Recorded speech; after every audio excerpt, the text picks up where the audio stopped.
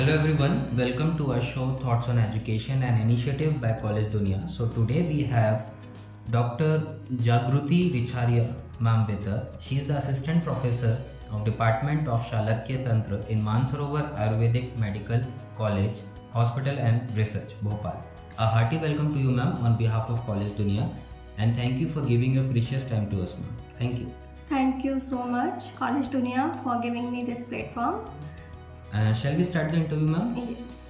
Okay ma'am, so my first question to you is, being the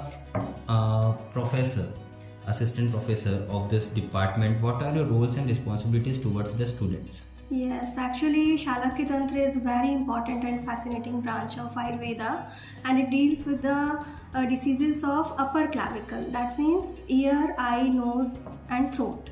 So we have two OPDs in our hospital, and one is ophthalmic OPD, eye OPD and second one is ENT.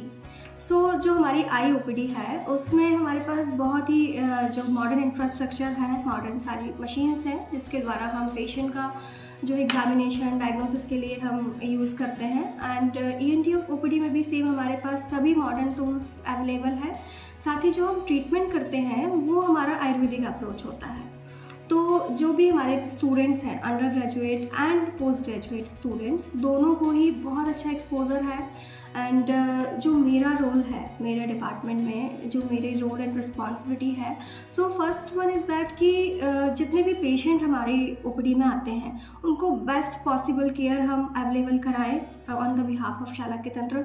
जितनी भी उनकी diseases हैं, जो जैसे अभी आजकल computer vision syndrome है या बहुत ज़्यादा स्पेक्स जो है, मतलब बच्चों में भी मायोपिया की प्रॉब्लम्स आ रही हैं, ड्राई आई की प्रॉब्लम्स आ रही हैं, तो उनके लिए हम जितना भी हो सके आयुर्वेदिक अप्रोच से जितना भी हम ट्रीटमेंट उनको दे सकते हैं उसके लिए हम काम करते हैं। साथ ही जो हमारे स्टूडेंट्स हैं उनको भी हम theoretical as well as practical दोनों ही अप्रोच से हम उनको दे पाए, इसके ऊपर हमारा मेन फोकस होता है। Right ma'am, so my next question to you is, how do you tend to establish healthy relations with the students and fellow faculty? Okay, so relationship actually is all depend on you.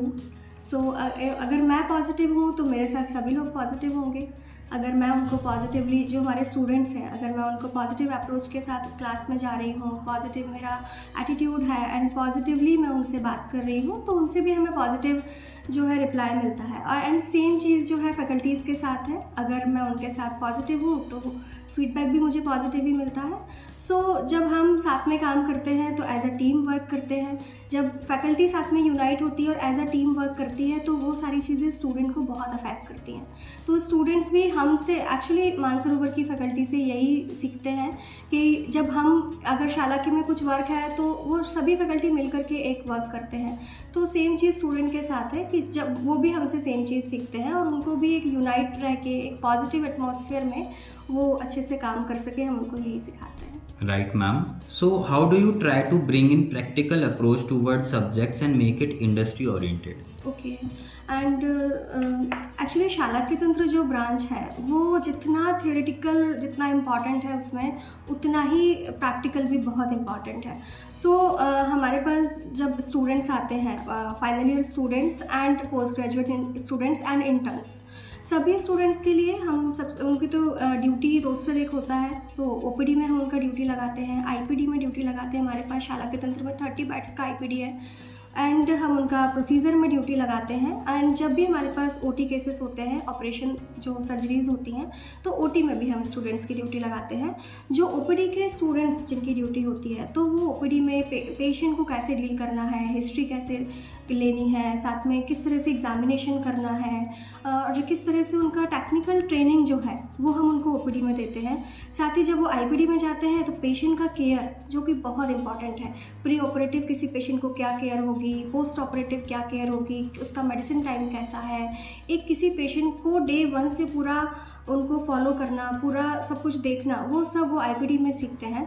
And जो students procedure room में रहते हैं, तो वहाँ पर अभी जैसे क्रियाकल्प room है हमारा, आप उसमें जब देखेंगे कि तर्पण है, नेत्र तर्पण, परिषेक है, नेत्र बस्ती है, साथ में मूर्ध तेल है, नस्य है, कर्णपूरण है। जब ये सारे प्रोसीजर्स वो खुद करते हैं किसी पेशेंट पे और उन पर रिजल्ट देखते हैं तो उनका अपने आप कॉन्फिडेंस बूस्ट होता है।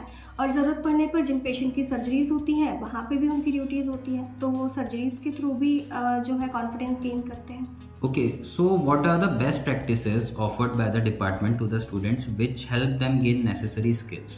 Okay, apart from practical and theoretical knowledge, and हम स्टूडेंट्स में अंडर ग्रेजुएट से ही हम उनको सेमिनार्स हैं या प्रेजेंटेशंस हैं इसके लिए मोटिवेट करते हैं। अंडर ग्रेजुएट स्टूडेंट को मंथली उनका पूरा प्रोटोकॉल बना हुआ है, वो मंथ में अपना उनका टर्न होता है और वो अपना प्रेजेंटेशन करते हैं क्लास में, जिसमें उनका कॉन्फिडेंस बूस्टअप होता है और उस टॉपिक के लिए उनका क्लैरिटी बहुत ज़्यादा हो जाता है, जो उनको बहुत हेल्प करता है एग्ज़ाम पर्पज़ से भी एंड प्रैक्टिकल पर्पज़ से भी। सेम चीज़ जो हमारे पोस्ट ग्रेजुएट स्टूडेंट्स हैं उनके लिए भी सेम चीज़ है। उनको departmental presentations, institutional presentation and international seminars जो इंडिया में कहीं भी होगा वहाँ पर जाने के लिए हम उनको परमिट करते हैं और उनको वो कंपलसरी होता है ड्यूरिंग द पीजी कोर्सेज, वो उनको करना ही होता है। साथ ही कुछ रिसर्च आर्टिकल्स उनको पब्लिश कराने होते हैं जो उनका एक रिसर्च के लिए उनका एक क्लैरिटी बने, या जब वो हमारे जैसे प्लेसेस पे आए तो वो स्टूडेंट को कुछ और अच्छा सिखा पाए, उसके लिए हम आज से काम करते हैं। एंड अभी लेटेस्ट हमने नेशनल सेमिनार ऑफ शालाक्य तंत्र किया 28 एंड 29 अक्टूबर 2023 को, जो कि मध्य प्रदेश का पहला नेशनल सेमिनार था शालाक्य तंत्र पे।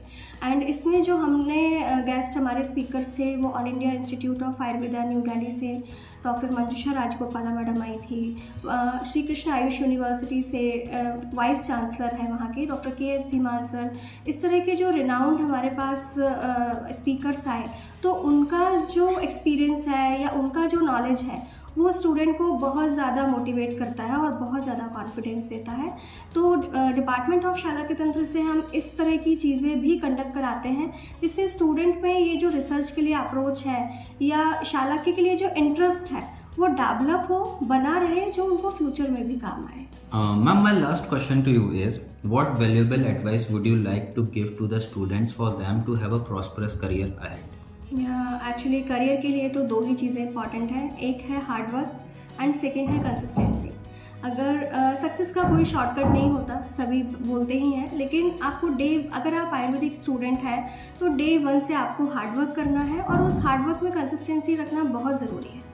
एंड एक और चीज़ जो मैंने अभी तक मेरे करियर में देखी है कि जो स्टूडेंट्स होते हैं वो आइदर या तो वो एकदम बुकिश होंगे, किताबी कीड़ा जिनको हम कहते हैं, बस बुक पढ़ना है, मार्क्स अच्छे लेके आना है, वहाँ उनका इंटरेस्ट होता है। अदरवाइज़ कुछ स्टूडेंट ऐसे भी होते हैं जो सिर्फ प्रैक्टिकल अप्रोच, मुझे हॉस्पिटल ज्वाइन करना है, वो किसी डॉक्टर को या किसी वैद्य को असिस्ट करते हैं, वो शास्त्र नहीं पढ़ते, वो टेक्स्ट नहीं पढ़ते, जो बहुत इंपॉर्टेंट है। किसी भी व्हीकल को जैसे हम बात करते हैं कि अगर व्हीकल ठीक से चलेगा तो दोनों पहिए जो है वो बराबर बैलेंस में होना ज़रूरी है।